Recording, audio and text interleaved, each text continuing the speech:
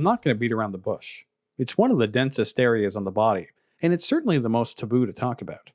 There's almost something primal about its presence, like it's an incomplete aspect of evolutionary progression, largely unnecessary for survival and seemingly benign in its aesthetic purposes, at least compared to other parts of the body.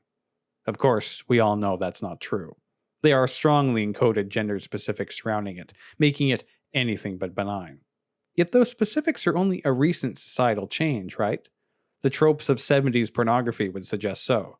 Yes, of course, there's evidence that the ancient Greeks and Egyptians valued its removal, and that in medieval times it even served the necessary sanitary purpose to do so.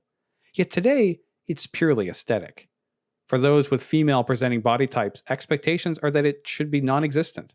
For male presenting, it's specifically seemingly irrelevant, like it doesn't really matter except in the most egregious of circumstances. Truly an allegory for greater societal issues if I ever did see one. Some have made the argument that, for women, it's part of this greater trend of infantilization, to have the female form be in this childlike prepubescent state.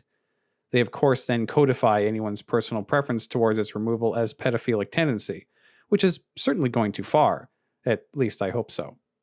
Though that gives me a moment of pause, and it's not without some merit, possibly. Personally, of course, it's an area that I've never really put a great deal of effort into, except in the most egregious of circumstances, of course.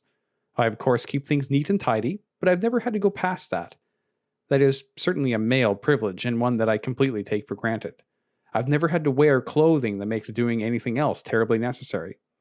Speedos are not really my thing. It's such an interesting subject, really, because of how taboo it is.